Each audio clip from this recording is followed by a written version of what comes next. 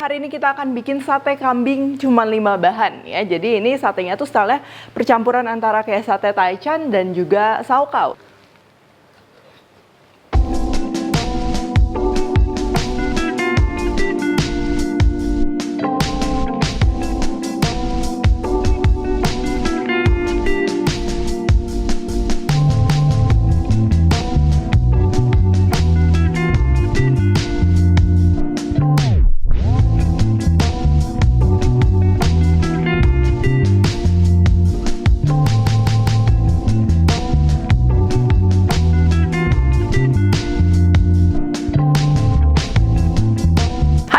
Buku keduaku sudah terbit ya, kalian bisa dapatkan secara online atau di toko buku seluruh Indonesia. Jangan sampai kehabisan.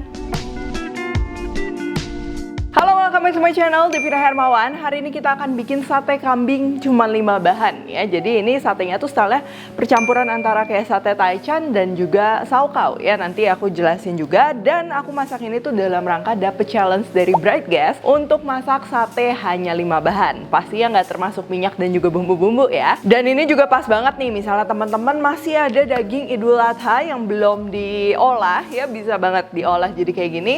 Praktis dan juga nikmat ya.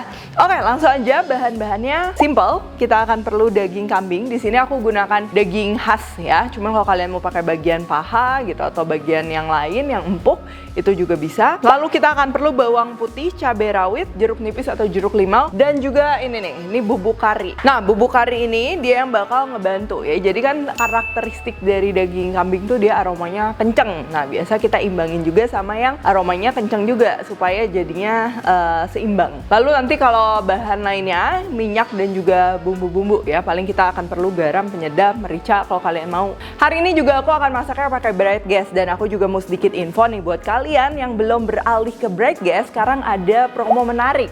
Kalian bisa lakukan trade-in tabung LPG 3 kg ke Bright Gas dengan harga promo spesial Idul Adha via Pertamina Call Center 135 sampai 31 Juli 2021. Untuk info lebih lanjut, kalian bisa cek aja Instagram Bright Gas ataupun websitenya, atau kalian bisa hubungi Pertamina Call Center 135. Oke, yang pertama ini kita akan potong-potong dulu daging kambingnya. Nah, kalau kalian perhatikan, ini tuh kan bagian khas ya. Biasanya kalau misalnya di sapi itu kan gede-gede, kita motongnya tuh gampang. Nah, biasa kalau bagian daging kambing itu tuh dia banyak sekali part-partnya dan juga lebih kecil-kecil.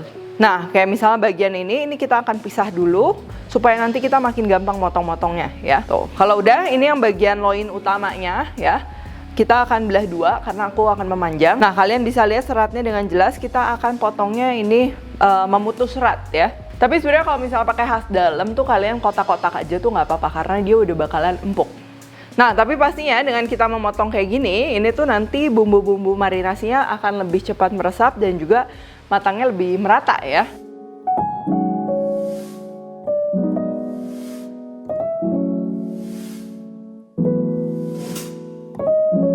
Nah, pertama ini kita akan haluskan bawang putih dan juga kaldu bubuk supaya nanti bawang putihnya lebih mudah dihaluskan.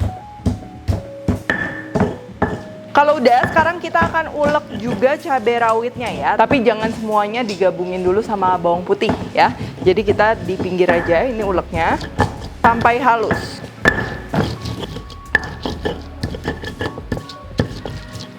Nah, kalau udah bawang putih yang kita sisihkan tadi, ini kita akan ambil dan juga kita masukkan sama sedikit cabai rawit ke dalam dagingnya. Cuman kalau misalnya kalian nggak mau pakai cabai rawit juga nggak apa-apa. Lalu kita masukin curry powdernya, sedikit garam dan juga kaldu bubuk ya. Jadi kalau misalnya kalian nggak mau pakai kaldu bubuk juga bisa pakai penyedap. Sedikit jeruk nipis, ini cukup pakai setengah persen gini aja. Terus kita tinggal aduk rata dan diamkan kurang lebih 10 menit aja cukup. Karena kan potongannya tadi kecil-kecil ya, pasti cepat meresap.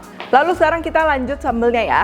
Nah, cabai yang udah diuleknya tadi kita bumbuin. Ini aku kasih sedikit gula karena nanti kita akan pakai jeruk nipis supaya jadi lebih seimbang lagi rasanya. Dan juga garam.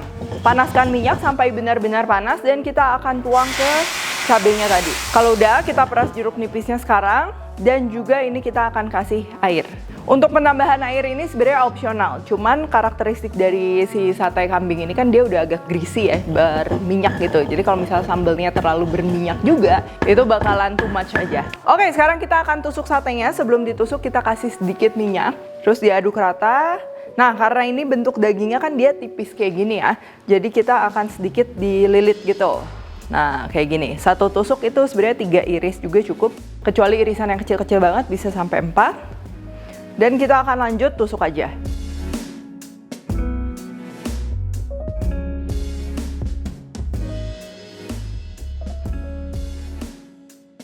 Oke, sekarang kita akan masak satenya. Kalau mau paling ideal pastinya pakai bakaran ya, apalagi bakaran arang itu bakalan wangi. Cuman kalau misalnya nggak ada, hari ini aku akan kasih 2 cara. Pertama kita akan gunakan pakai wajan di pan seared, dan satu lagi ini di deep fried. Pertama kita akan panaskan ini di api sedang supaya nanti satenya nggak terlalu gosong. Terus kita tinggal susun aja. Kalau udah agak tengah matang, ini kita akan balik. Lalu kita akan besarkan api dan kita akan masak kembali sampai dia ada sedikit sensasi kebakar gitu ya. Seperti yang kalian lihat, di sini aku menggunakan bright gas dan api yang dihasilkan ini biru merata. Membuat kegiatan saat memasak selalu jadi aman dan nyaman tanpa khawatir. Masak sate kambing pakai wajan kayak gini pun pastinya matang sempurna, termasuk juga masak masakan yang lain. Sekarang untuk yang digoreng ini kita tinggal panaskan aja minyak, lalu kita goreng aja ini satenya ya.